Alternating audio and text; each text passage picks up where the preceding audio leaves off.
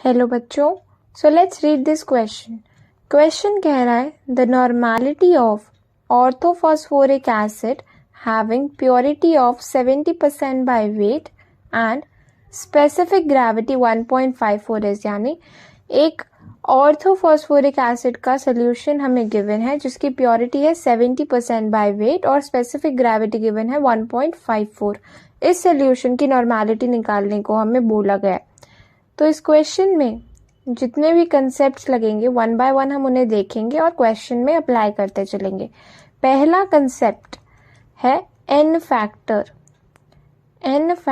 Of acids. Acids का N factor किस तरीके से निकाला जाता है, तो हम देखते हैं।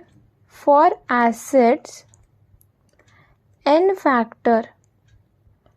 Factor is equals to its basicity of acids. Acid की बेसिसिटी से मतलब होता है नंबर ऑफ आयोनाइजेबल हाइड्रोजन्स, यानी कितने H+ एक एसिड रिमूव कर सकता है उसका उतना एन फैक्टर होगा। अगर क्वेश्चन में देखिए हमें गिवन है ऑर्थोफॉस्फोरिक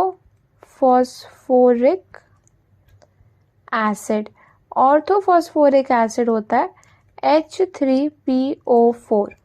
H3PO4 का अगर स्ट्रक्चर ड्रॉ करें तो हम देख सकते हैं कि 3 OH के बॉन्ड्स अवेलेबल हैं।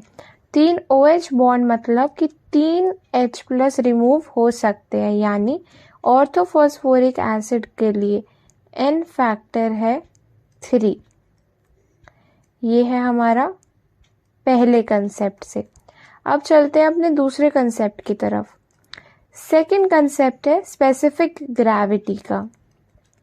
स्पेसिफिक ग्रेविटी क्या होती है, उससे कैसे निकाला जा सकता है।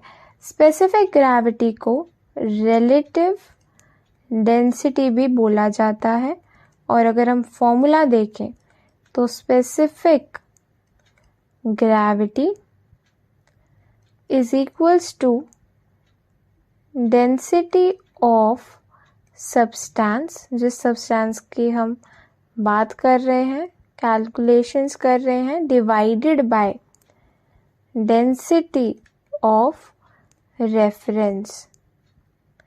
अब अगर हम देखें जनरली क्या होता है, जो रेफरेंस लिया जाता है, reference taken is equals to water. Generally water reference हम ले लेते हैं और हमें पता है कि डेंसिटी ऑफ वाटर कितनी होती है 1 ग्राम पर ml। अगर इसे पुट करेंगे तो हम क्या कह सकते हैं कि specific gravity is equals to density of substance. ये हमारे पास एक इक्वेशन आ जाती है।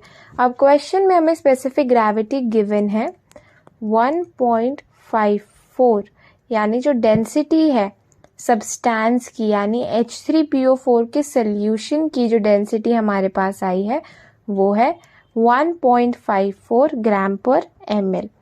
अब अगर हम लेट वॉल्यूम ऑफ सोल्यूशन, जो सोल्यूशन गिवन है उसकी वॉल्यूम अगर 1 ml है, तो अगर हम फॉर्मूला लगाएं density is equals to mass by volume. Volume हमने लेट करी है 1 ml, डेंसिटी हमें पता है, तो यहाँ से आ जाएगा mass is equals to density, यानी मास ऑफ H3PO4 का solution, mass of solution is equals to density, यानी 1.54 ग्राम्स। तो सेकंड कंसेप्ट से हमारे पास आ गया है H3PO4 सोल्यूशन जो हमें गिवन है उसका मास। अब चलते हैं अपने थर्ड कंसेप्ट की तरफ। थर्ड कंसेप्ट है 70% purity by weight. 70% purity by weight का क्या मीनिंग होता है ये हमें पता होना चाहिए। इसका मतलब है कि 100 ग्राम का अगर सोल्यूशन है, 100 ग्राम्स का सोल्यूशन है तो उसमें 70 ग्राम्स प्योर एसिड होगा। अब हमने सेकेंड कंसेप्ट से निकाला है कि हमारे सॉल्यूशन का मास है 1.54 ग्राम्स। तो 1.54 ग्राम सॉल्यूशन में कितना ग्राम प्योर एसिड है हम यहाँ से निकाल सकते हैं। 70 into 1.54 by 100 grams of pure H3PO4, यानी जो सॉल्यूशन हमें गिवन है उसमें एक्चुअली H3PO4 का कितना मास है वो हम यहाँ अपने थर्ड कंसेप्ट से निकाल चुके हैं। अब चलते हैं अपने फोर्थ कंसेप्ट की तरफ। फोर्थ कंसेप्ट है लास्ट, नॉर्मैलिटी निकालने का। हमसे क्वेश्चन में नॉर्मैलिटी ही पूछी गई है। तो normality is equals to given mass divided by equivalent mass into volume of solution in litres. इस तरीके से नॉर्मैलिटी निकाली जाती है। अब यहाँ एक टर्म है इक्विवेलेंट मास। इक्विवेलेंट मास होता है molecular mass by n factor. अब n फैक्टर हम अपने पहले कंसेप्ट से निकाल चुके हैं, हमें निकालना है मॉलिक्यूलर मास। तो हम देखते हैं H3PO4 के लिए अगर मॉलिक्यूलर मास निकाला जाए तो लिखेंगे 3 hydrogens into 1 plus 1 phosphorus into 31 plus 4 oxygen into 16, यानी 98 ग्राम्स होता है मॉलिक्यूलर मास।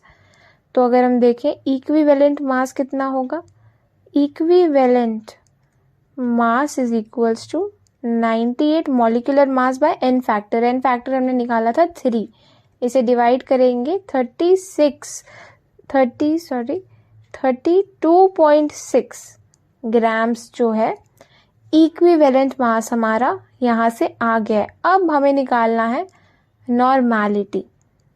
नॉर्मैलिटी अगर हम निकालें सॉल्यूशन का, that will be equals to given mass हमने थर्ड कंसेप्ट से निकाला है 70 इंटू 1.54 बाय 100। तो यहाँ पुट करते हैं मास कितना है H3PO4 का 70 इंटू 1.54 बाय 100। फिर है इक्विवेलेंट मास निकाला है 32.6 grams and volume in litres हमने लेट किया था वॉल्यूम 1 ml। 1 ml को लीटर्स में कन्वर्ट करने के लिए हम डिवाइड कर लेते हैं 1000 से।